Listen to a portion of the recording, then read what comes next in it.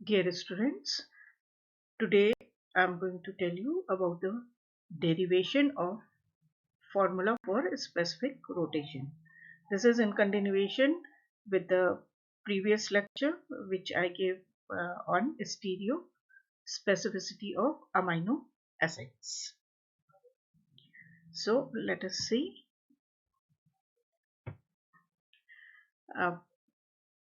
पहले हम थोड़ी सी फिर से ऑप्टिकल एक्टिविटी या ऑप्टिकल रोटेशन के बारे में जानेंगे और फिर हम उसका फॉर्मूला डिराइव करेंगे. So optical activity is also known as optical rotation, and its history is that in 1811 French physicist Francis Eriga observed that when a plane polarized light passed through some materials, in particular through some crystals such as quartz, the plane of emerging light is not the same as the plane of incident light. These crystals rotated the plane of polarization of incident light. So, in 1811 में ही ये phenomena observe हो गया था कि कुछ substances से पास होने पर लाइट का, अगर वो प्लेन पोलराइज्ड लाइट है, मानी कि उसका डायरेक्शन सिर्फ एक उसका वेक्टर सिर्फ एक डायरेक्शन में है, तो उसमें थोड़ा सा टिल्टिंग आ जाती है, वो थोड़ा सा फर्क हो जाता है इंसिडेंट लाइट से. जो आउटलेट वाली लाइट होगी वो थोड़ी टिल्टेड है, किसी एंगल पे वो झुक गई है. सो ये आप देखिए कि जब कोई, अगर आप इसको समझ लीजिए, this is the source of light. जैसे येलो लाइट होती है, बल्ब होता है, उसमें यहाँ से जब लाइट चलती है तो हर डायरेक्शन में उसके वेक्टर्स फैले हुए, मीन्स कि लाइट हर डायरेक्शन में इक्वली डिस्ट्रीब्यूटेड है. अब अगर ये इसको हम किसी साइड में एंटर वो हो रही है और उसमें वहां पे एक पोलराइजिंग फिल्टर रख दे. पोलराइजिंग फिल्टर मीन्स कि उसमें से ये पूरा पास नहीं हो सकता, केवल एक वेक्टर पास हो सकता है जो कि रेड से या जोन है. तो वो खाली वो वेक्टर आगे पास होगा. तो इस तरह की लाइट जो कि रैंडमली ओरिएंटेड थी, वो प्लेन पोलराइज्ड लाइट कहलाती है. नाउ प्लेन पोलराइज्ड लाइट जब कुछ सब्सटेंसेस से पास होती है, जैसा कि कहा कि क्वार्ट्ज के क्रिस्टल या चाइरल सैंपल्स, उनसे पास होती है, तो वो एक वर्टिकल एक्सिस के अगेंस्ट कुछ एंगल पे शिफ्ट हो जाती है, टिल्ट हो जाती है, झुक जाती है, जो कि यहाँ पे अल्फा एंगल से दिखाया गया है. चैनल सैंपल क्या है? चैनल सैंपल है कि अगर ये एक हम मान लीजिए कार्बन है, उसकी 4 वैलेंसीज है, तो उसकी चारों वैलेंसीज डिफरेंट एटम से सेटिस्फाइड है. इस तरह से अगर यहाँ पे एक हम वर्टिकल लाइन खींचे तो उसके राइट और लेफ्ट साइड्स में आपस में सिमेट्री नहीं होगी. वो चूंकि सारे ग्रुप्स अलग अलग हैं, तो वो एक दूसरे से सिमेट्री में नहीं आएंगे. एक हाफ दूसरे हाफ से सिमेट्री में नहीं है. और अगर यहाँ पे मिरर रख दे तो वो non super imposable mirror image बनाते हैं. ऐसे दो सब्सटेंसेस जो कि यहाँ पे है और जो मिरर में दिख रहा है, उन दो सब्सटेंसेस को एनेंशियोमर्स भी कहते हैं. नाउ ऐसा सब्सटेंस जो कि एसिमेट्रिक सब्सटेंस है, वो जब उस पर चाइरल सैंपल का कहा, तो वो जो है प्लेन पोलराइज्ड लाइट को एक एनेंशियोमर जो है क्लॉकवाइज डायरेक्शन में मूव करता है और रोटेशन प्लस से दिखाते हैं. इसको डेक्स्ट्रो रोटेटरी भी कहते हैं.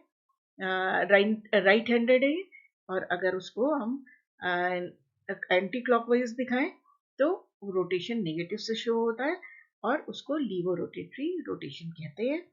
तो ये चाइरल सैंपल से जब प्लेन पोलराइज्ड लाइट पास हुई, तो उसके दो एनेंशियोमर्स जो है वो उसको क्लॉकवाइज, एक उसमें से क्लॉकवाइज घुमाएगा, दूसरा उसको एंटी क्लॉकवाइज घुमाएगा. तो ये बिहेवियर चाइरल सैंपल का होता है. इसी को ऑप्टिकल रोटेशन कहते हैं और सब्सटेंस जो है ऑप्टिकली एक्टिव है. So optical activity is the ability of a compound to rotate the plane of polarized light. The optical rotation is the angle through which the plane of polarization is rotated when polarized light passes through a layer of liquid such as a sugar solution, or in other words diluted sugar solution. हमने देखा था solid में quartz ऐसा करता है, और जब organic molecules बहुत से होते हैं जिनमें कि मॉलिक्यूल जो है वो एसिमेट्रिक होता है, उसका लेफ्ट हाफ राइट हाफ से मैच नहीं करता, वो नॉन सुपर इम्पोजेबल इमेज बनाते हैं इन मिरर, तो ऐसा सब्सटेंस जो है प्लेन पोलराइज्ड लाइट के को टिल्ट करता है या रोटेट करता है, and this phenomena is optical rotation, while the angle through which plane of polarized light is rotated is known as this phenomena is known as optical rotation. Optically active materials, the compounds having this ability to rotate the plane of polarized light, are known as the optically active substance. तो ये तीन definitions हमने पढ़ ली, optical activity, optical rotation and optically active materials. Theory क्या है? The optical rotation of substances is due to the interaction of the electromagnetic radiation of polarized light with asymmetric electric fields generated by the electrons in the chiral molecule. Asymmetric molecule. Optical activity is usually found in organic substances, for example, sugar solutions, and amino acids are also optically active. और वो optical activity जो है proteins में भी वो transfer कर देते हैं क्योंकि वो उसके बिल्डिंग ब्लॉक्स हैं. Now, optical rotation is the effect that is determined by concentration of chiral molecules and their molecular structure in a substance. Every optically active substance will have its specific rotation. Depending on the concentration level, the optical activity will be either increasing or decreasing. Will either increase or decrease. They should not be here. Now optical rotation is observed through the instrument known as polarimeter. जो instrument है इस phenomena को observe करने के लिए वो polarimeter कहलाता है. और obviously this is not in the scope of this lecture to tell you more about polarimeter. So हम ऑप्टिकल एक्टिविटी को कंसिडर करते हैं और आगे चलते हैं डेरिवेशन की ओर. In the year 1850, Biot studied optical rotation in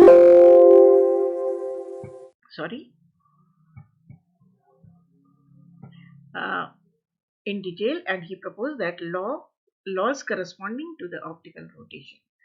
The laws of optical rotations are given as follows. Law उन्होंने बनाया कि उन्होंने फिनोमेना और ऑब्जर्व किया, उसके बेसिस पे कुछ लॉज बने. पहली बात क्या देखी उन्होंने? The amount of optical rotation produced by optically active crystals or substances is directly proportional to the thickness of the crystal or light path length traversed in its rotation. तो अगर L is the light path length, theta is the angle of optical rotation, these two are directly proportional. Means कि अगर path length 1 है तो कुछ angle of rotation होगा और वो बढ़ जाएगा, डबल हो जाएगा अगर path length डबल कर दी जाए. Now the amount, second law क्या था? The amount of optical rotation is directly proportional to the concentration of optically active substance. Again ये जो theta है वो directly proportional to concentration of the optically active substance है. Now the angle of optical rotation is inversely proportional to the square of the wavelength of light used. तो wavelength of light lambda से show करी जाती है, उसका square मतलब कौन सी light use कर की गई है वो भी मैटर करता है. लाइट माने कि कौन सा colour of light, which colour of light is used, that also matters and that is inversely proportional, यानी कि लैम्डा बढ़ता जाएगा, लैम्डा बढ़ता जाएगा, यानी कि हम रेड लाइट की विबजियोर अगर कंसिडर करें, visible range of electromagnetic radiation, तो हम जैसे जैसे रेड लाइट की ओर बढ़ेंगे वैसे वैसे ऑप्टिकल रोटेशन बढ़ेगा. So in experiments we keep lambda constant. तो लैम्डा कांस्टेंट रखते हैं कायदे से, तो हम लेंथ ऑफ पाथ भी कांस्टेंट रखते हैं. खाली वेरी क्या होता है, कंसंट्रेशन. जब एक चीज वेरी करती है तो उसको ऑब्जर्व किया जा सकता है. नाउ अगर इन सारे पॉइंट्स को कंबाइन किया जाए at a given wavelength, of course then theta will be directly proportional to c or l. Angle of optical rotation, the path length and concentration of optically active substance. The proportionality constant is replaced by a constant s known as specific rotation. अब आ गया specific rotation की definition. ये कहाँ से आई? Then the formula for optical rotation or angle of optical rotation is given by theta SCL, where S is the specific rotation, and again this angle of rotation is uh, also dependent on the temperature and the nature of optically active substances. तो ये इन सारे factors पे, wavelength पे, temperature पे, nature of optically active substance, फिर measurement के लिए path length और सॉल्यूशन का कंसंट्रेशन, इन सारों पे डिपेंडेंट है एंगल ऑफ रोटेशन. और इसमें से हम बाकी चीजें सारी कांस्टेंट कर लेते हैं तो हमको स्पेसिफिक रोटेशन मिल जाता है. Specific rotation. Specific rotation gives the change in orientation of plane polarized light per unit distance. Distance fix कर लिया of the cell, मतलब light path fix कर लिया, per unit concentration, concentration substance की तय कर ली, and the of the sample when light is passed through the sample.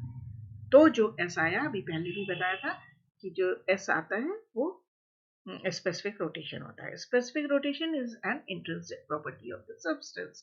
किसी एक सब्सटेंस की वो इंट्रिंसिक प्रॉपर्टी है बिकॉज मॉलिक्यूलर स्ट्रक्चर पे डिपेंडेंट है. तो स्पेसिफिक रोटेशन उसकी अपनी इंटरनल प्रॉपर्टी है. The basic difference between optical rotation and a specific rotation is that optical rotation of the substance is the rotation of plane polarized light by a substance. खाली जब हम कहते हैं कि plane polarise light rotate करने की capacity है तो ऑप्टिकल रोटेशन हो रहा है या सब्सटेंस जो है ऑप्टिकली एक्टिव है.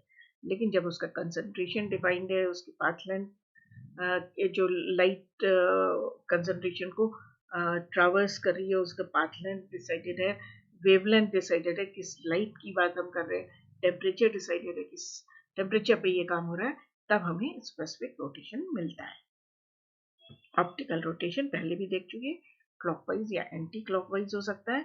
The compounds that are capable of exhibiting this rotation are enantiomers. Now, specific rotation is a characteristic property of an optically active substance. It is a standard measurement of optical rotation for that optically active substance. तो अब जब material की intrinsic property है, उसका एक fix concentration ले रहे हैं, टेम्परेचर पे, लाइट पे हम उसको लेके उसमें मेजरमेंट कर रहे हैं, तो वो स्टैंडर्ड मेजरमेंट कहलाएगा. ऑप्टिक उसके कितना कितना वो मूव कर रहा है, और ये फिर फिक्स है. मतलब हम कितनी बार भी वो अगर हम सही कंसंट्रेशन और पाथ लेंथ वगैरह सब फिक्स कर लें तो कितनी बार भी हम उस सब्सटेंस का ऑप्टिकल रोटेशन देखें तो वो फिक्स आएगा, वही आएगा जो एक बार आया. और the standard measurement for the amount of optical rotation of a specific substance is called specific rotation. तो एक पर्टिकुलर कंसंट्रेशन में जो ऑप्टिकल रोटेशन आता है, जबकि इंस्ट्रूमेंट की बाकी सारी चीजें लाइट और पाथ लेंथ फिक्स्ड है और टेम्परेचर कंट्रोल्ड है, देन उस सब्सटेंस का मेजरमेंट करके जो भी रोटेशन आता है, that is specific rotation of that substance. Application क्या हो सकता है इसका? Optical rotation is used to determine the percentage of optically active substance in the solution. हम concentration determine कर सकते हैं. Sugar level in the urine of a diabetic person is determined by calculating angle of rotation. Concentration is directly proportional to rotation, angle of rotation of plane polarized light. इसलिए concentration हम determine कर सकते हैं कि urine में कितनी concentration में sugar pass हो रही है. Optical activity is a function of time and it is used to determine the kinetic reactions also. तो अब ये आपको एक नया फैक्टर मिला कि ये टाइम पे भी डिपेंडेंट है, टाइम के हिसाब से डिपेंडेंट है, इसलिए हम इसकी काइनेटिक्स देख सकते हैं कि पर यूनिट टाइम कितना ऑप्टिकल रोटेशन हुआ. Optical rotation is also utilized to plot optical rotatory dispersion curves for various ranges of wavelengths. This helps in analyzing molecular structure.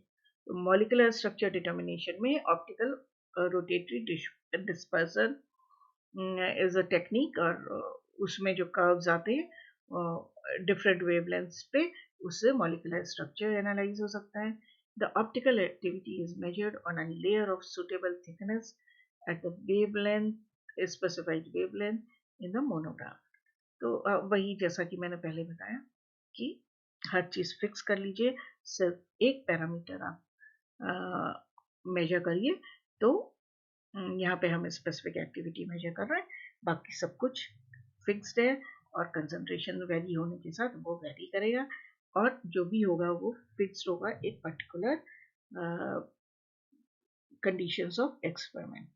तो वो एक स्टैंडर्ड मेजरमेंट है और पोलैरिमीटर से हमें पता चलता है और ऑप्टिकल रोटेटरी डिस्पर्जन से हम मॉलिक्यूलर स्ट्रक्चर का भी पता कर सकते हैं.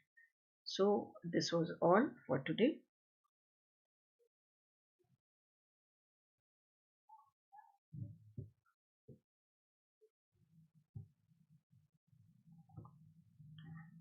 Thank you.